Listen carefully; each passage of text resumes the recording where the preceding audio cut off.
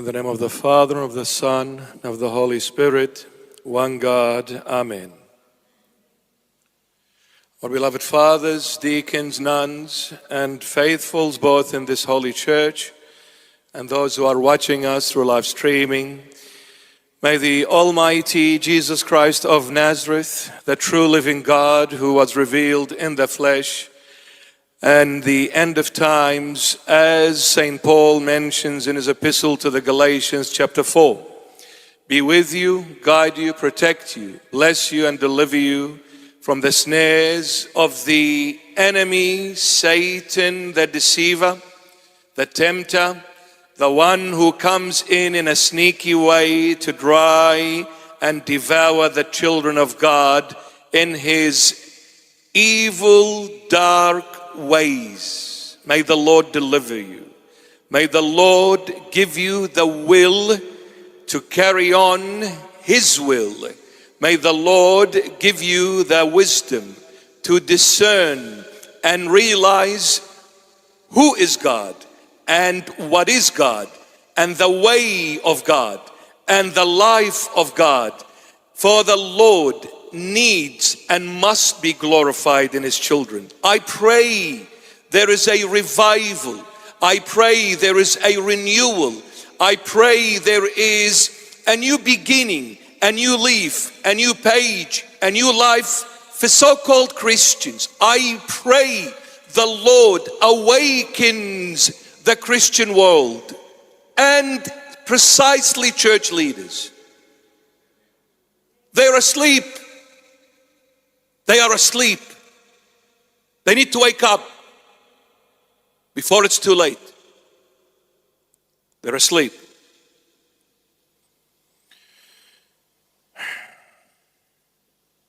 So how are we?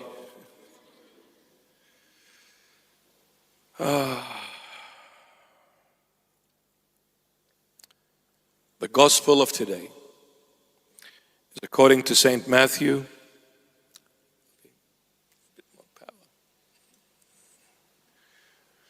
The gospel of today is according to St. Matthew and chapter 20, verses 17 to 28 inclusive. A bit more reverb, brother. It's chapter 20 and verses 17 to 28 inclusive. The Lord is trying to say in these verses that I am very clear and straightforward. When I come to talk to anyone, I never hide things that are relevant to those whom I choose and speak to. I am very clear, reason being, because it is in my nature to be of clarity. Why?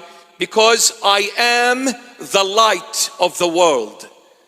I am light, and when you come to the light, there is no hidden agendas, there is no twisting of things, there is no falsification. Light is simple, humble, straightforward. And you cannot claim and say, I am in the light, yet I can't see where I'm heading. You cannot say that, because in the light, everything is clear.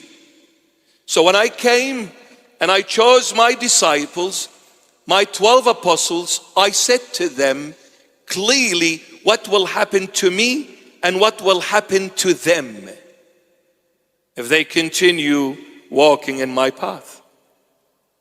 Lest any one of you come later on and say, why didn't you tell me, Jesus, that this is what I'm gonna get if I become a true disciple and a true follower of you?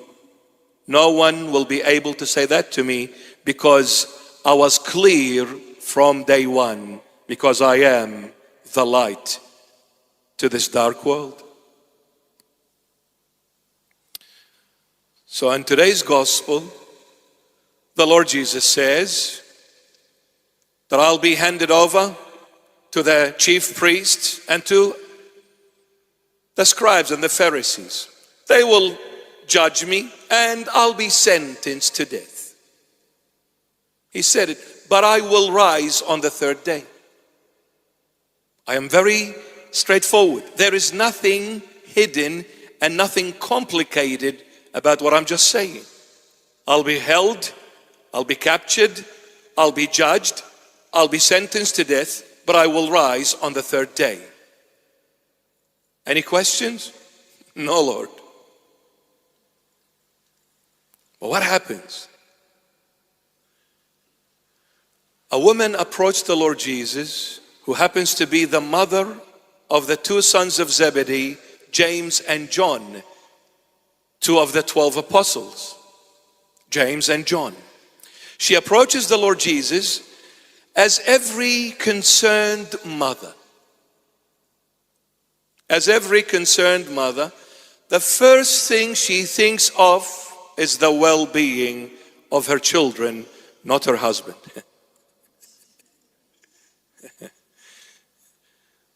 So, husband, if you want to be looked after by your wife, don't have children.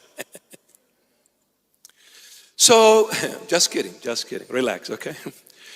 So the very first thing, a true mother, a genuine mother, a loving, caring, sacrificing mother, the first thing that hits her mind, my children. What will happen to my children? I just heard the master saying, I will be judged and sentenced to death. Well, when he goes, what's going to happen to my sons? So she approaches the Lord and says, Lord, please, before you go, can you guarantee them a position, a job, so that way when you leave, at least they are not unemployed, they've got something to do? Can you please place my two sons on either side of you in your kingdom? Put one on your right hand side and the other one on your left hand side in your kingdom. The Lord Jesus looks at the woman. He realizes, since he's God, he knows the heart of every single one of us. So he realizes her intention is of a good origin, but her delivery absolutely wrong. When the Lord knows your intention is for goodness, even if we ruin it in our delivery, he won't be upset. He won't be offended. He won't be disheartened, but rather he'll come and correct it for our goodness. So realizing a loving, caring mother worried about the well-being and the future of her children, he turns to the disciples, to all of them. He says, will you drink the cup of I'm about to drink and be baptized with the baptism that I am being baptized with? All of them, without fail, replied with yes, yet knowing absolutely nothing what the Lord is really saying here. None of them understood. Are you willing to drink my cup and be baptized with my baptism? All of them said yes. He said, even though you don't understand what I'm saying fully here, later on, when the Holy Spirit comes in my name and dwells in you, he will make you understand of what I just said to you now. But I'll say this for now.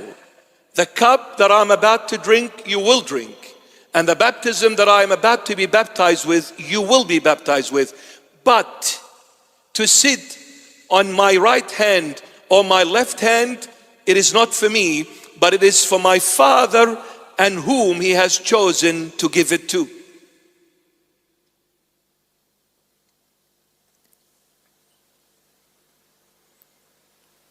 It's not my job to place you. It's my Father's choosing, not mine. Why? Because I came to do the will of my Father. I came to do the will of my Father.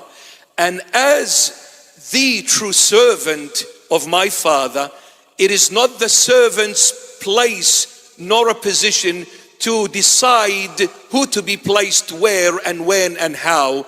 It is the one who sent the servant. It is up to him to decide who to place and where to place. My role is to serve my Father. Therefore, if you follow me in my footsteps, whatever happens to me will definitely happen to you. What will happen to you, Lord Jesus? Well, I will be rejected by the world. So will those who follow me.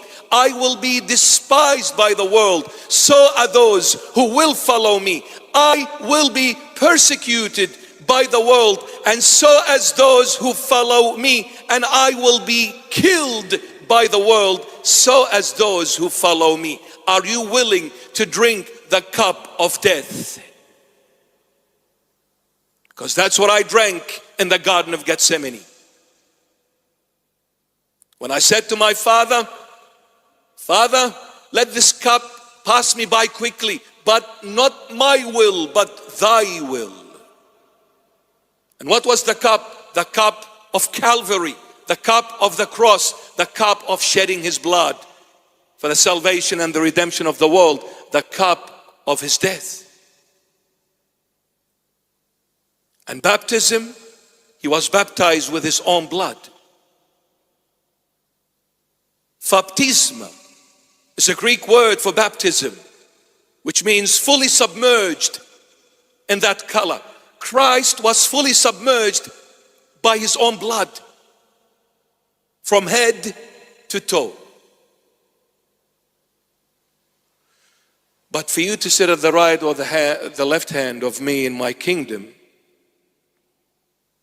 this is my Father's.